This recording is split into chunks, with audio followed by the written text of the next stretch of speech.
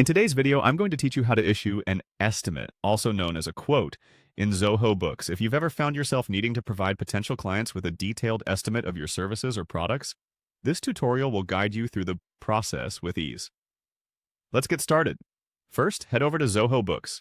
If you're not already signed in, you'll need to log into your account. Once you're in, you'll want to locate and click on the Sales tab. This is your gateway to managing all sales-related documents, including estimates, invoices, and credit notes. By organizing everything under one roof, Zoho Books simplifies financial record-keeping for your business. Next, within the Sales section, click on the Quotes option. In this context, quotes refers to the estimates that you'll be creating for your clients.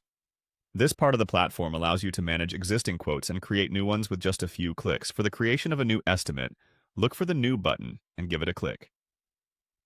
This will open a fresh template where you can enter all necessary details for your quote. Here, you'll choose a customer from your list of contacts.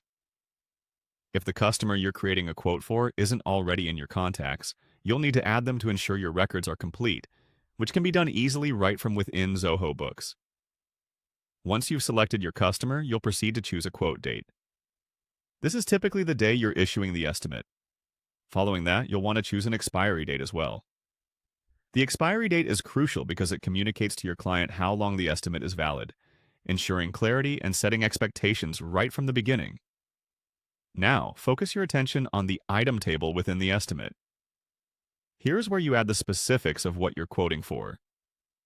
Click to add item details, which could be anything from a product name, service description, or any other specifics pertinent to what you're providing.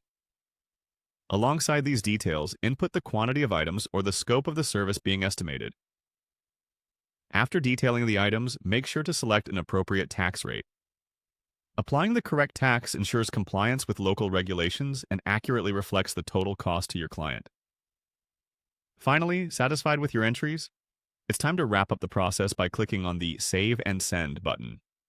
This action saves your draft and also sends the estimate directly to your client, streamlining communication and delivering professional service.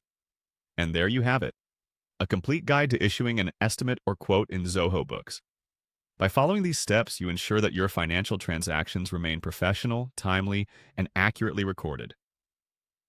Thanks for watching, and see you in the next tutorial.